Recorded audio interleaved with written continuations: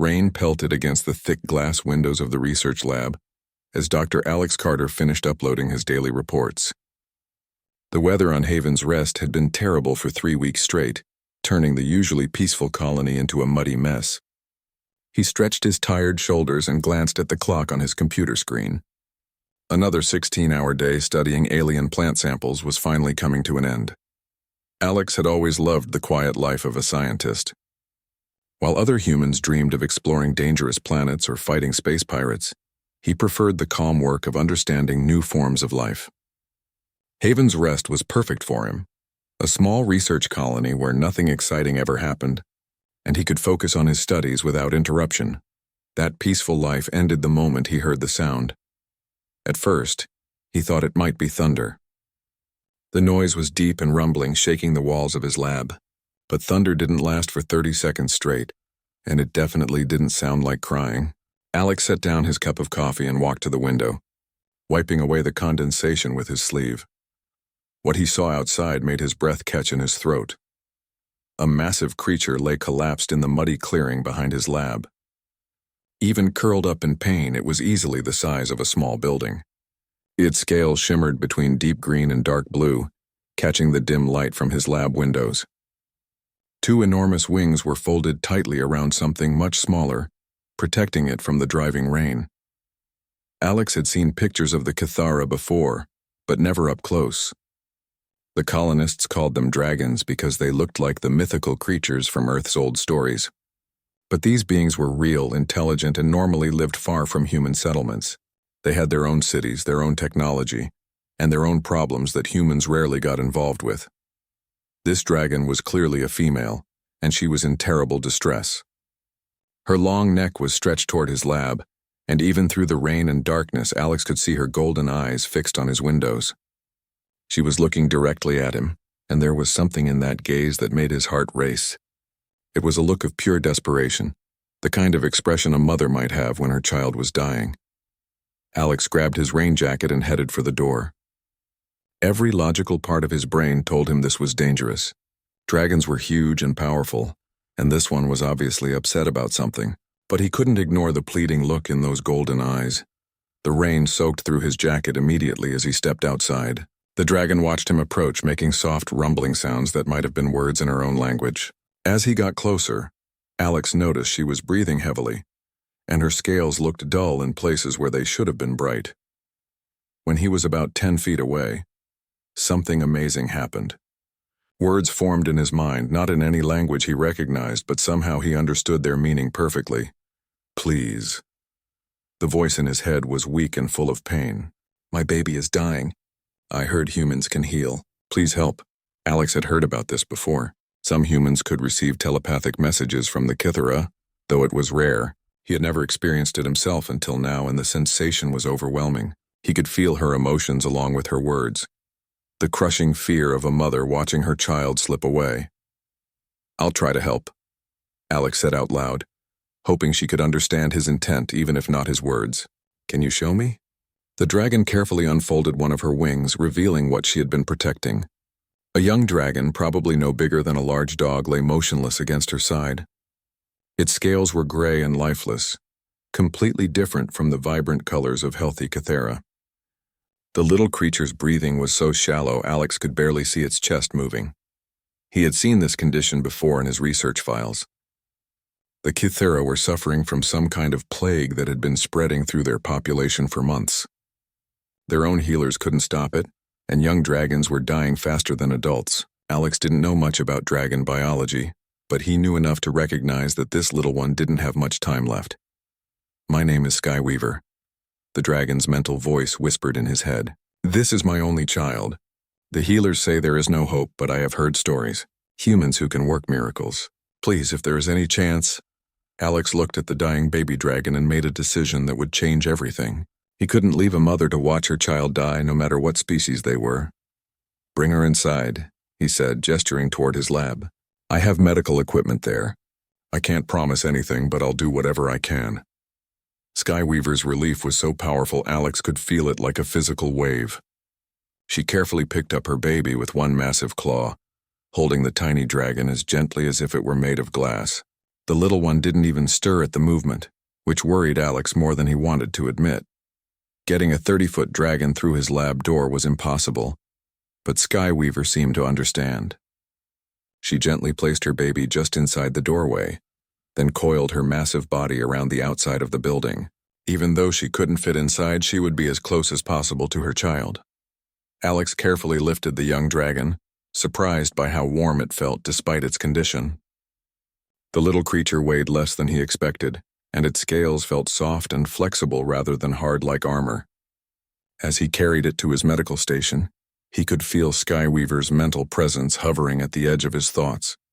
Watching his every move, he had no idea how to treat a dragon, but he knew how to use his medical scanners and analysis equipment. If he could figure out what was making the little one sick, maybe he could find a way to help. It was a long shot, but it was the only chance they had. As Alex began setting up his equipment, he found himself wondering how Skyweaver had known to come to him. How had word spread among the dragons that humans might be able to help with their plague, and why had this mother been desperate enough to risk bringing her dying child to an alien who might not be able to do anything at all? Outside, Skyweaver's mental voice whispered one more time in his thoughts. Her name is Hope. Alex looked down at the tiny dragon on his medical table and made a silent promise. Hope was a good name, and he was going to do everything in his power to make sure it wasn't just wishful thinking. Even if he had to work through the night, even if he had to try 100 different approaches, he would find a way to save this little life. The storm outside was getting worse, but inside his lab, Alex felt a strange sense of calm. He had found his purpose, and nothing was going to stop him from seeing it through. 3 days had passed since Skyweaver brought her dying child to Alex's lab, and nothing had gone according to plan. The young dragon, Hope, lay in a specially modified medical containment unit that Alex had cobbled together from his research equipment. Her breathing had stabilized somewhat, but she remained unconscious, and her scales continued to lose their color with each passing hour. Alex had barely slept during those 3 days. Every time he thought he was making progress, the test results would show something new and confusing. Hope's blood samples revealed a disease unlike anything in his extensive medical databases. It wasn't attacking her organs or her nervous system like most illnesses. Instead, it was systematically destroying microscopic crystal structures embedded in her scales. These crystals were fascinating. Under his most powerful microscope, Alex could see that they formed complex geometric patterns throughout each scale. They seemed to store and channel energy in ways that human science barely understood. When he ran electrical current through healthy scale samples from Skyweaver, they glowed with soft light and generated small magnetic fields. But in Hope's infected scales, the crystals were cracking and dissolving, leaving behind empty spaces and broken patterns. Without these crystal structures, Hope couldn't regulate her body temperature properly. She couldn't digest food efficiently, and her muscles weren't receiving the energy they needed to function. It was as if someone had designed the perfect weapon to target everything that made the Cathara unique. That thought kept bothering Alex as he worked through his third sleepless night. He had studied dozens of natural diseases during his career, and they all followed certain patterns. They evolved to spread efficiently, to survive and host organisms, to adapt to changing conditions. But this plague was different. It was too precise, too specifically targeted at Cathara biology. Alex pushed back from his computer screen and rubbed his tired eyes. Outside his lab windows, he could see Skyweaver's massive form coiled around the building. She hadn't moved more than a few feet from the entrance in 3 days, refusing food and water, maintaining her vigil over her dying child. Occasionally, Alex would feel her mental touch at the edge of his thoughts, checking on Hope's condition without interfering with his work.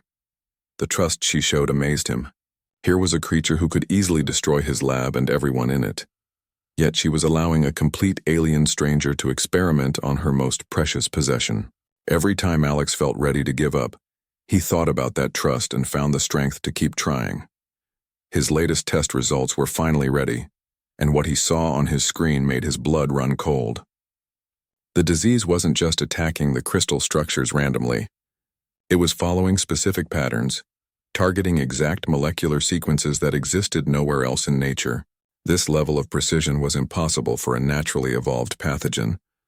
Alex pulled up his communication console and began searching through the colony's databases. If this was an artificial disease, someone had to know about it. Someone had to be responsible for creating it. The more he dug through classified research files and military reports, the more convinced he became that his worst suspicions were correct. A soft chime from his medical equipment interrupted his investigation. Hope's vital signs were fluctuating again, but this time in a different way. Her brain activity was increasing, showing patterns that looked almost like she was trying to wake up. Alex rushed over to the containment unit just as the young dragon's golden eyes slowly opened. "Hope," Alex whispered, placing his hand gently on the side of the containment unit. The little dragon turned her head toward his voice, and Alex felt a weak mental touch in his thoughts. Unlike her mother's powerful telepathic voice, Hope's mental presence was soft and uncertain, like a child learning to speak for the first time. "Hungry," came the simple thought, followed by confusion and fear. "Where is Mama?" "Your mother is right outside," Alex said softly. "She's been watching over you for 3 days. Are you feeling any better?" Hope tried to lift her head but seemed too weak to manage it. Her scales were still gray and dull, and Alex could see that her condition remained critical. But the fact that she was conscious and able to communicate gave him hope that his treatments were having some effect. Alex opened a communication link to Skyweaver's translator device, something he had built to help them communicate more clearly. "Skyweaver, Hope is awake. She's asking for you." The relief in Skyweaver's mental response was overwhelming. Through the lab windows, Alex could see her massive head pressed against the glass, her golden eyes locked on the containment unit where her child lay. The love and worry in that gaze was so human-like it made Alex's chest tight with emotion. "Tell her I am here." Skyweaver's mental voice was stronger now, filled with renewed hope. "Tell her Mama will never leave her alone." Alex relayed the message, and Hope's weak mental presence seemed to brighten slightly. But within minutes, the young dragon had slipped back into unconsciousness, exhausted by the brief interaction. The moment had given Alex new determination. Hope was still fighting, which meant he couldn't give up either. He returned to his computer and began cross-referencing his disease analysis with the military files he had been studying. If someone had created this plague as a weapon, there had to be documentation somewhere about how it worked and how it could be stopped. What he found in the classified databases made him sick to his stomach. Project Dragonfall was listed as a biological deterrent initiative, designed to force the Cathera into productive negotiations regarding their advanced biotechnology. The plague wasn't meant to kill all of them, just enough to demonstrate human capabilities and convince the dragons to share their secrets. Alex read through file after file, his horror growing with each document. The plague had been specifically designed to target young Cathera first, knowing that threatening their children would have the greatest psychological impact. It was calculated, cold-blooded, and completely immoral. But hidden in the research notes, Alex found something else. The scientists who had created the plague had also developed a potential cure, though it had never been tested. The treatment involved introducing foreign genetic material that could replace the damaged crystal structures in Cathera scales. The problem was that the only compatible genetic material they had identified came from a completely different species. Human genetic material. Alex stared at the screen, his mind racing through the implications. The cure would require somehow bonding human DNA with Cathera biology, creating a hybrid organism that could resist the plague. It sounded impossible, but the theoretical framework was solid. If it worked, Hope would be saved. If it didn't work, the process might kill her immediately. Outside, storm clouds were gathering again, and Alex could hear thunder in the distance. Through his mental link with Skyweaver, he could sense her growing desperation. Hope's condition was getting worse, and they both knew she didn't have much time left. Alex made his decision. The experimental treatment was dangerous and untested, but it was the only chance Hope had. He began preparing the genetic modification equipment, his hands steady despite the enormity of what he was about to attempt. As he worked, Alex found himself thinking about the trust Skyweaver had placed in him. She had brought her dying child to a human stranger because she had heard stories about their ability to heal. Now he was about to prove whether those stories were true or just desperate myths. The procedure would require him to donate his own genetic material and somehow integrate it with Hope's biology. If the theoretical models were correct, the result would be something entirely new, a being that was both human and Kithra, immune to the plague that was destroying her people. Alex looked at Hope's still form in the containment unit and whispered a quiet promise. He was going to save her, no matter what it cost him personally. The bond between a mother and child was something that transcended species, and he wasn't going to let that bond be broken by someone else's war. Alex had just finished preparing the genetic modification chamber when the sound of approaching aircraft shattered the morning silence. Through his lab windows, he could see 3 sleek military vessels descending through the gray sky, their engines cutting through the air with practiced precision. Each ship bore the distinctive markings of the Terran Defense Corps, and Alex felt his stomach drop as he realized what this meant. Someone knew about his research. Someone knew he had been treating Hope, and they were coming to stop him. Skyweaver sensed the approaching danger at the same moment Alex did. Her massive head rose from where she had been resting against the lab wall, and a low rumble of warning vibrated through the ground. Her golden eyes tracked the military ships as they settled into landing positions around the research station, forming a perfect triangle that cut off any escape routes. Alex? Her mental voice was tight with worry. These humans smell of violence and fear. Are they here to harm Hope? Alex moved quickly to Hope's containment unit, checking her vital signs one more time. The young dragon was still unconscious, her breathing shallow and her scales continuing their slow fade from vibrant gold to lifeless gray.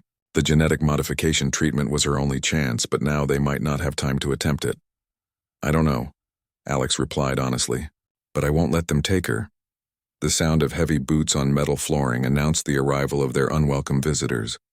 Alex turned to face the lab entrance just as 3 figures in military gear entered without bothering to knock.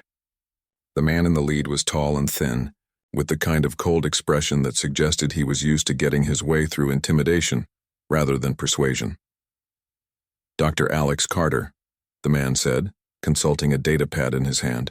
I am Colonel Reeves of the Terran Defense Corps. I'm here to collect your research materials and confiscate the alien specimen you've been harboring.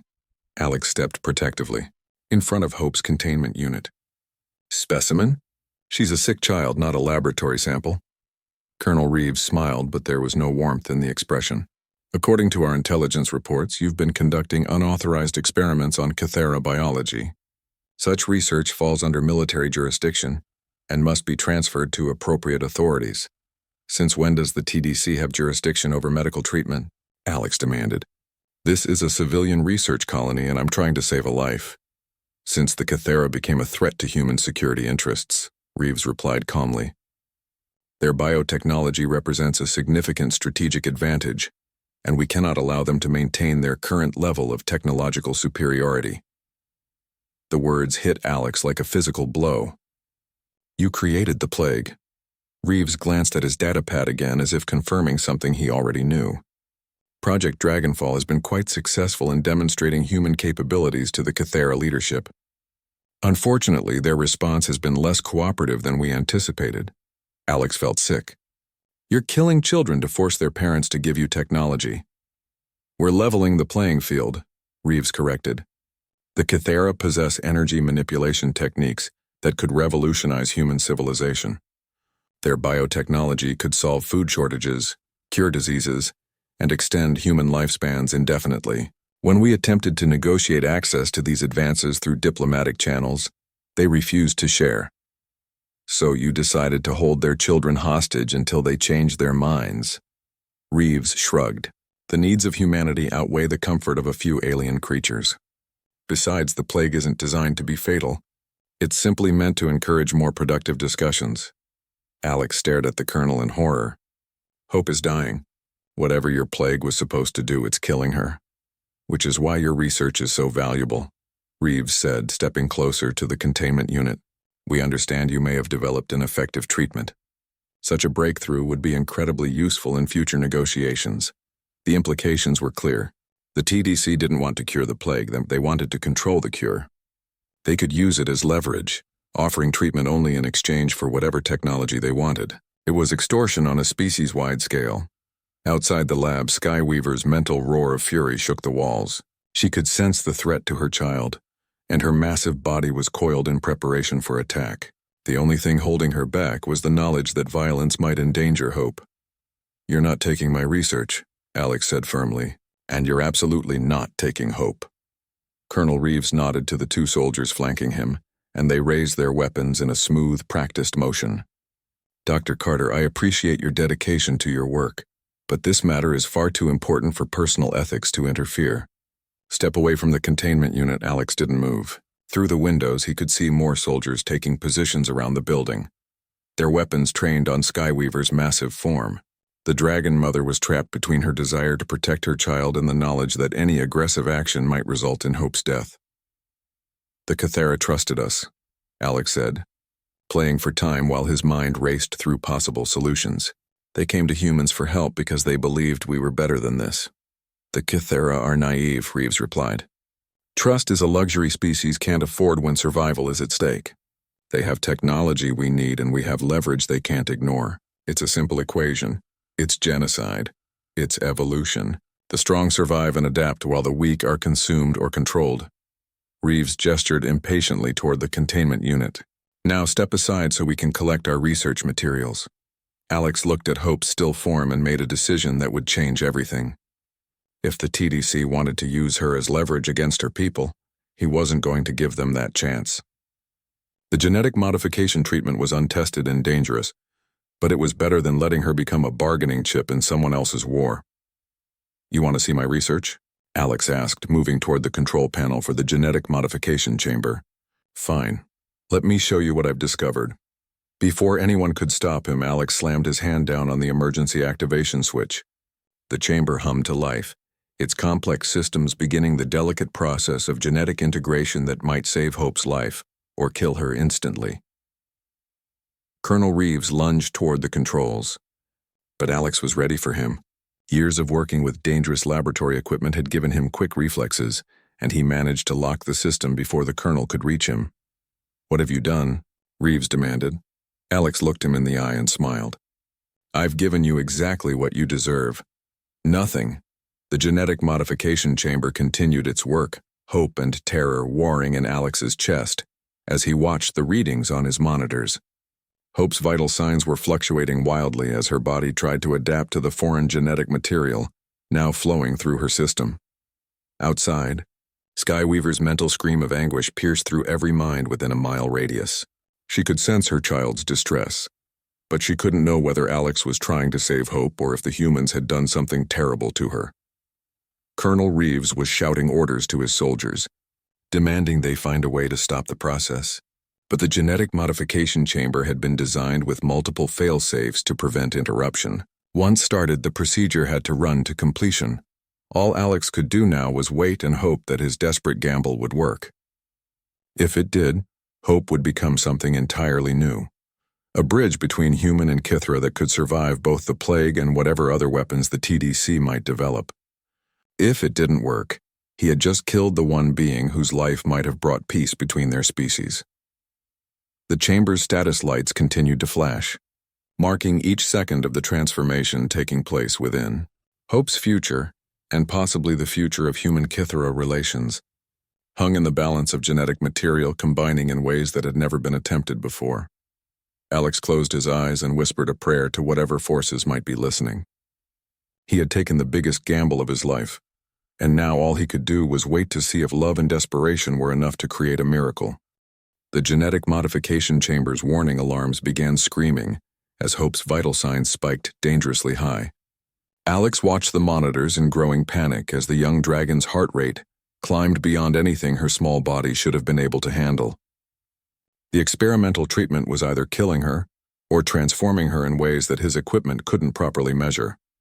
Colonel Reeves grabbed Alex by the shoulder and spun him around. Shut it down.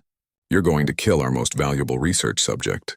I can't stop it now, Alex replied, shaking off the colonel's grip. The genetic integration process has to complete itself, or the cellular damage will be irreversible. Through the lab windows, Skyweaver's anguished cries echoed across the research station. The massive dragon could sense her child's distress through their telepathic bond, but she didn't understand what was happening. Her golden eyes were fixed on the chamber where Hope lay convulsing, and her mental voice was a constant stream of panic and grief. My baby, my precious child, what are they doing to you? Alex pressed his hands against the chamber's viewing window, wishing he could somehow transfer his own strength to the dying young dragon inside. "I'm trying to save her, Skyweaver. Please trust me just a little longer." The chamber's internal light suddenly flared brighter, and the humming of its machinery rose to an almost unbearable pitch. Hope's small body was glowing with the same intensity, her scales shifting through colors that Alex had never seen before. The golden yellow of her natural coloring was mixing with deeper browns and blues, creating patterns that seemed to flow like living artwork across her skin. "What's happening to her?" one of Reeves's soldiers asked, lowering his weapon slightly as he stared at the transformation taking place. Alex didn't have an answer. The genetic modification process was supposed to introduce human DNA sequences that would help Hope's body resist the plague, but this was beyond anything he had expected. The young dragon's entire cellular structure appeared to be rebuilding itself from the ground up. Suddenly, the chamber fell silent. The warning alarm stopped. The bright lights dimmed to normal levels and Hope's convulsions ceased. For a terrifying moment, Alex thought she had died. Her vital signs had dropped to almost nothing, and she lay perfectly still on the chamber's medical platform. Then Hope's eyes opened, and everything changed. Her golden eyes now held flecks of brown and green that definitely hadn't been there before. When she looked at Alex through the chamber window, he felt her mental touch in his thoughts, but it was different now. Stronger, clearer, and somehow more familiar than it had been before the treatment. "Alex?" Hope's mental voice was no longer the weak whisper of a dying child. It carried strength and intelligence that seemed far beyond her physical age. "I can feel you in my mind. We're connected now, aren't we?" Alex nodded, too amazed to speak out loud. He could sense Hope's thoughts and emotions as clearly as if they were his own. More than that, he could feel her physical condition, and what he discovered there made his knees weak with relief. The plague was gone. Whatever genetic changes had taken place during the modification process, they had completely eliminated the disease that had been killing her. The crystal structures in her scales were not only intact, but somehow enhanced, glowing with energy patterns that were entirely new. "Impossible," Colonel Reeves breathed, studying the readings on Alex's monitors. "The genetic compatibility between humans and Cathara is supposed to be 0.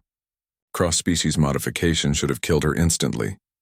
Hope slowly sat up in the chamber, testing her movements with careful precision. Her scales had settled into a beautiful pattern of gold and brown that seemed to shift and flow as she moved. When she spread her small wings, Alex could see that they too had changed, becoming more flexible and somehow more aerodynamic than before. "I feel different," Hope said, her mental voice reaching both Alex and her mother simultaneously. "Stronger. Like I'm more than I was before, but still completely me." Skyweaver's relief was so powerful it flooded through Alex's connection with Hope, making him stagger. The massive dragon pressed her head against the lab window, tears of joy streaming down her scaled cheeks. "My daughter, my precious Hope. You're alive. You're healthy. How do you feel, little star?" Hope looked toward her mother and smiled, an expression that was both completely dragon and somehow touched with human warmth. "I feel wonderful, Mama, and I can understand the humans now. Their thoughts, their language, their emotions. Alex and I are connected somehow." The implications of what had happened were staggering. Alex had not only cured Hope's plague, but had created something entirely new. She was still fully Cathara in every way that mattered, but she now carried human genetic markers that would allow her to bridge the gap between their species in ways that had never been possible. Before Colonel Reeves was speaking rapidly into his communication device, reporting the successful treatment to his superiors. Alex could hear enough of the conversation to know that the TDC was already making plans to capture Hope and study her transformation. "Sir, yes sir, the hybrid process appears to be stable. No, there are no apparent negative side effects. Yes, we should be able to replicate the procedure with other subjects." Alex felt a surge of protective anger that surprised him with its intensity. Through his connection with Hope, he could sense her growing fear as she listened to the Colonel's conversation. She understood enough human speech now to know that they wanted to use her as a test subject for future experiments. "They're not taking you anywhere," Alex said firmly, both out loud and through their mental link. "I won't let them." Hope's response came not in words but in a sudden explosion of energy that lit up every piece of electronic equipment in the lab. The lights flickered, the computers sparked, and the soldiers' weapons suddenly went dead in their hands. Even the TDC ships outside began showing system failures as Hope's enhanced crystal structures channeled power in ways that interfered with all nearby technology. What did she do? Reeves demanded, frantically checking his communication device. Alex stared at Hope in amazement. The genetic modification hadn't just cured her plague and created a mental bond between them. It had somehow enhanced her natural Kythera abilities far beyond normal limits. She was now capable of energy manipulation on a scale that neither species had ever achieved alone. Through the windows, Skyweaver was rising to her full height. Her massive wings spread wide in a display of protective fury. With the soldiers' weapons disabled and their ships experiencing technical difficulties, she was no longer held back by the threat of superior firepower. "You will not harm my daughter," Skyweaver's mental voice boomed through every human mind within a mile radius. "She is under my protection and I will destroy anyone who threatens her." Colonel Reeves and his soldiers backed toward the lab exit, clearly recognizing that the situation had shifted completely out of their control. The hybrid transformation had given Hope abilities that made her more powerful than anything the TDC had expected to encounter. But more importantly, it had created a bond between human and Kythera that might be the key to ending the conflict between their species. Through Hope, Alex could feel the love and wisdom of the dragon culture, while Hope could understand human innovation and adaptability in ways no Kythera had ever experienced. "This changes everything," Alex said softly, watching as Hope stepped out of the modification chamber and moved toward the window where her mother waited. Hope nodded, her enhanced understanding allowing her to grasp implications that would have been beyond her before the transformation. "Yes, it does. We're not just human or Kythera anymore. We're something new, something that could help both our peoples understand each other." As mother and daughter pressed their faces against opposite sides of the window, Alex realized that he had accidentally created the first step toward a future where humans and Kythera might live in true partnership rather than conflict. The bond between him and Hope was just the beginning of possibilities that neither species had ever imagined. Outside, the TDC soldiers were regrouping and calling for reinforcements, but Alex was no longer afraid. Hope's transformation had proven that cooperation could create something greater than the sum of its parts. Whatever challenges lay ahead, they would face them together. Word of Hope's miraculous recovery spread through the Kythera telepathic network like wildfire racing across dry grass. Within 6 hours of her transformation, dragons began appearing in the skies above Haven's Rest. They came from every direction, their massive wings casting moving shadows across the research station as they circled overhead, before landing in the surrounding fields. Alex stood at his lab window, watching in amazement as more and more dragons arrived. Some carried bundles in their claws that could only be their own sick children. Others came alone, drawn by curiosity about the impossible cure that had saved one of their young. By evening, nearly 50 adult Kythera had gathered around the small research colony, turning it into something that resembled a dragon council meeting. Hope had grown stronger throughout the day, her hybrid vigor allowing her to recover from the genetic modification process far faster than Alex had expected. She now served as a translator between the arriving dragons and the few humans brave enough to remain at the station. Most of the research staff had fled when the military ships arrived, but a handful of scientists had stayed to witness what they recognized as a historic moment. "They're all asking the same question," Hope explained to Alex as she relayed the mental conversations flowing between the assembled dragons. "They want to know if you can help their children too." Alex looked at the scan results from the 3 young dragons he had examined that afternoon. All of them showed the same systematic destruction of their scale crystals that had nearly killed Hope. The plague was spreading faster than he had realized, and time was running out for an entire generation of Kythera children. "The process is dangerous," Alex told Hope, knowing she would relay his words to the other dragons. "What happened with you was experimental. We don't know if it will work the same way with other children, or if there might be side effects we haven't discovered yet." Hope's golden brown eyes met his with an understanding that seemed far beyond her apparent age. "They know the risks, Alex, but their children are dying. Without treatment, they'll all be gone within a few weeks. Even a dangerous chance is better than no chance at all." Through his mental connection with Hope, Alex could feel the desperate love of dozens of dragon parents. Their emotions were overwhelming: grief for children they had already lost, terror for those still fighting the plague, and a fragile hope that the human who had saved one life might be able to save others. Skyweaver approached the lab window, carrying a young dragon that looked even sicker than Hope had been. This one's scales were almost completely gray, and its breathing was so shallow Alex could barely detect movement in its small chest. "This is my nephew. Storm." Skyweaver's mental voice was heavy with sorrow. "His parents died of the plague last week. He's the last of their line, and he won't survive another day without help." Alex looked at the dying child and felt his heart break. The genetic modification process had nearly killed Hope, and she had been in much better condition than Storm appeared to be. But how could he turn away a child who would certainly die without intervention? "Bring him inside," Alex said quietly. "I'll do what I can." The next few hours blurred together in a desperate race against time. Alex had learned from Hope's treatment, refining his procedures and adjusting the genetic sequences to account for Storm's weaker condition. Hope stayed by his side throughout the process, her hybrid abilities allowing her to monitor Storm's vital signs in ways that Alex's equipment couldn't match. The transformation was even more dramatic than Hope's had been. Storm's scales shifted through impossible colors before settling into a pattern of silver and deep blue that seemed to capture starlight. When his eyes opened, they held the same brown flecks that marked Hope's hybrid nature. But more importantly, Storm survived. Not only survived, but emerged from the process stronger and healthier than he had been since before the plague began. Like Hope, he carried new abilities that combined Kithara energy manipulation with human adaptability and resilience. "I can feel both of you now," Storm said through the mental link that connected all three of them. "Alex, Hope, and something more. We're part of something bigger, aren't we?" Alex nodded, beginning to understand what was happening. Each successful transformation wasn't just creating individual hybrids, it was building a network of connected consciousness that bridged the gap between human and Kithara understanding. Through Hope and Storm, he could sense the thoughts and emotions of every dragon in the gathered assembly. Word of Storm's successful treatment spread through the telepathic network, even faster than news of Hope's recovery had.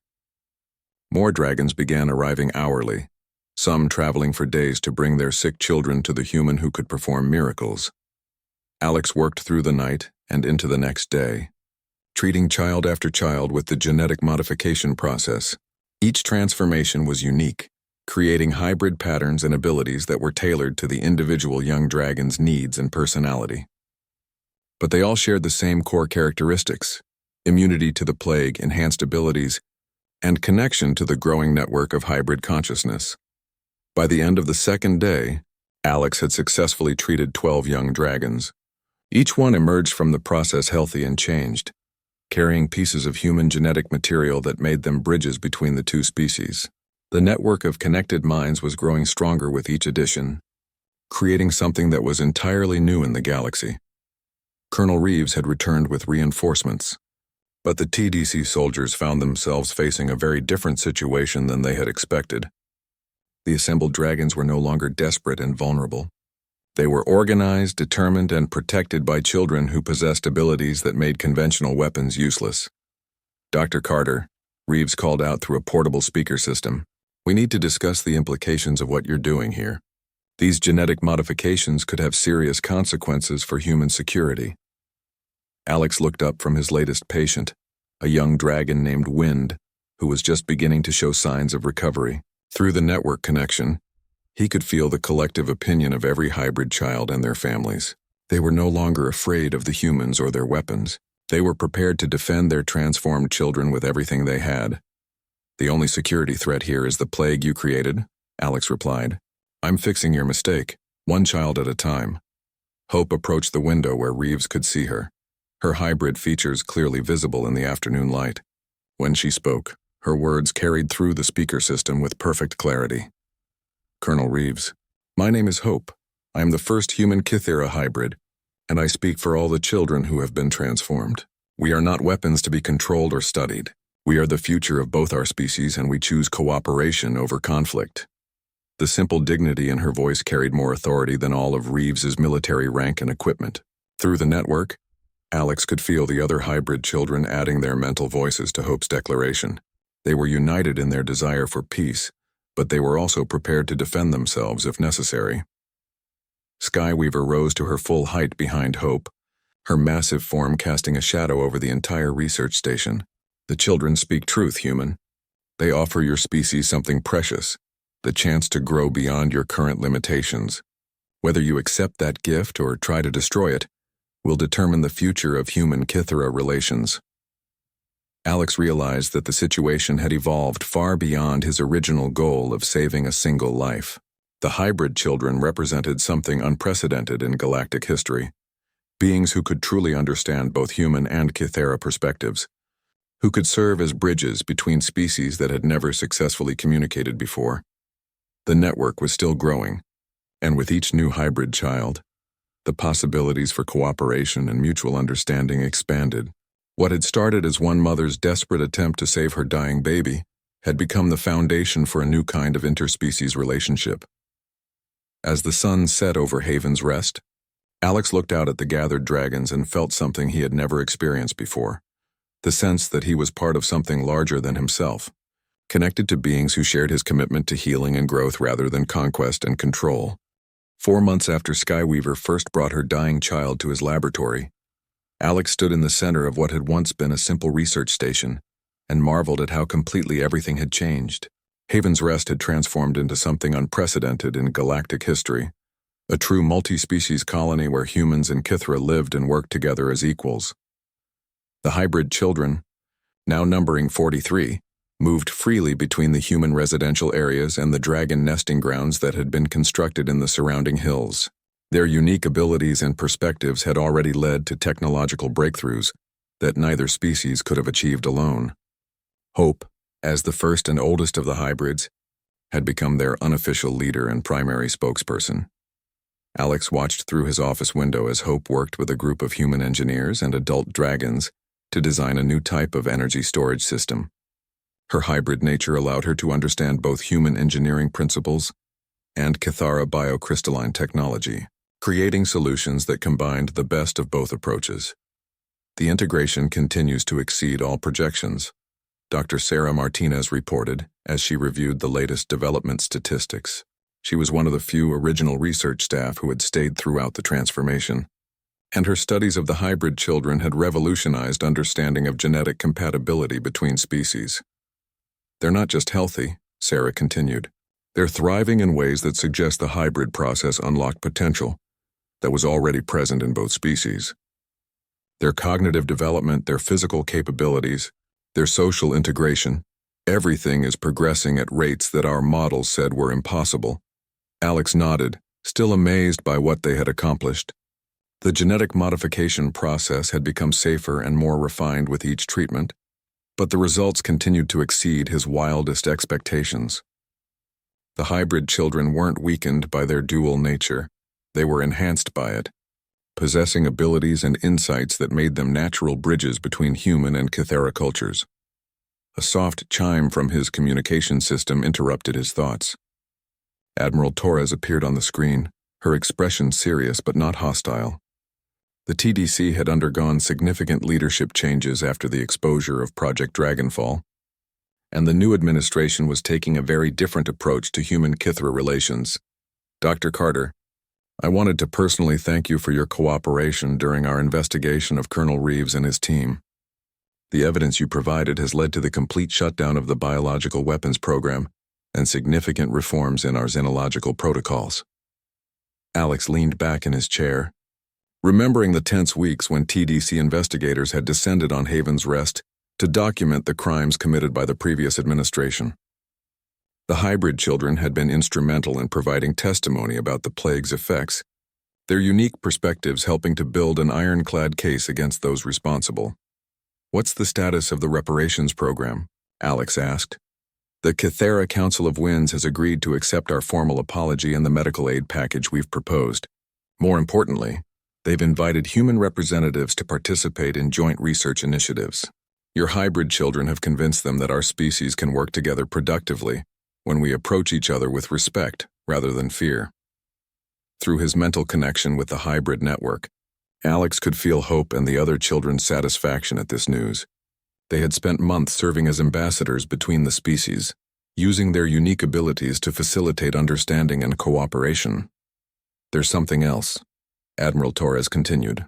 The hybrid children have requested permission to establish similar communities on other worlds. They want to create a network of multi-species colonies that could serve as examples of peaceful coexistence. Alex smiled. The children had been discussing this possibility for weeks, their hybrid consciousness naturally thinking in terms of expansion and growth, rather than isolation and conflict. They saw themselves not as unique anomalies, but as the first generation of a new kind of being that could help transform galactic civilization. "I think that's an excellent idea," Alex replied. "But the decision should be theirs to make. They're not children anymore despite their physical age. Their hybrid nature has given them wisdom and capabilities that allow them to make these choices for themselves." After ending the communication, Alex walked outside to join the afternoon gathering that had become a daily tradition in the colony. Humans and dragons came together each day to share news, discuss plans, and simply enjoy each other's company.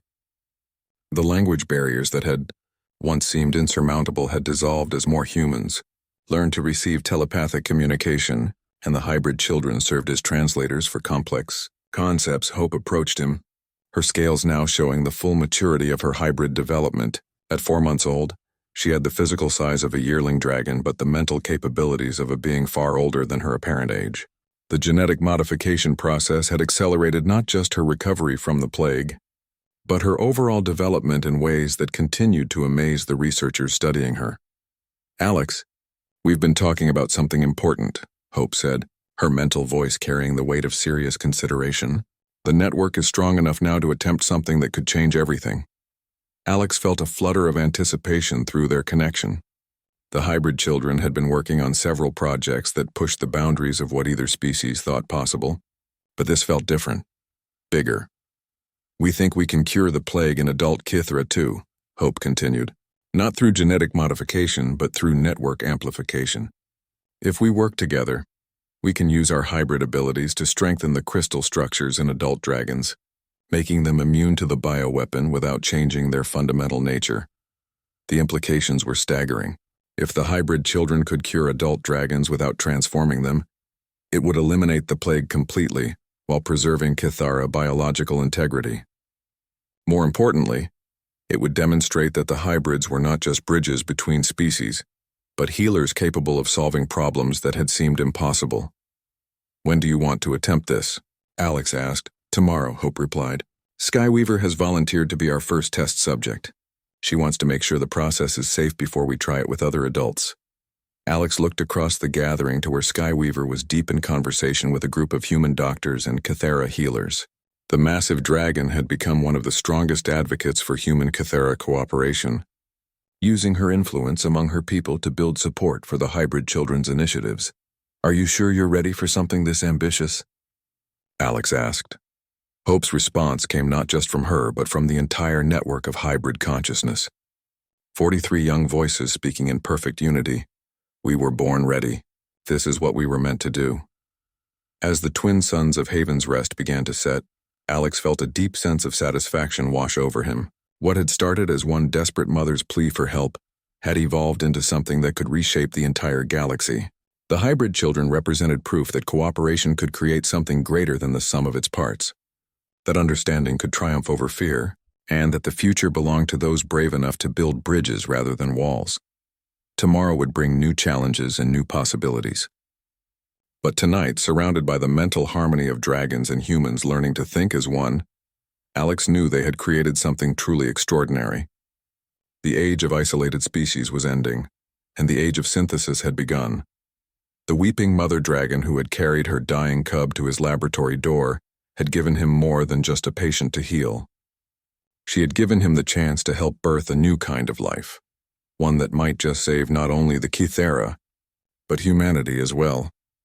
As Hope and the other hybrid children gathered around their human and dragon families, Alex realized that this was what the future looked like. Not conquest or submission, but partnership. Not fear or mistrust, but understanding. Not separation, but synthesis. The stars above Haven's Rest had never seemed brighter, and Alex knew that tomorrow would bring the dawn of a new chapter in galactic history. A chapter written not by weapons or threats, but by love, courage, and the unshakable belief that different species could become one people while remaining true to themselves.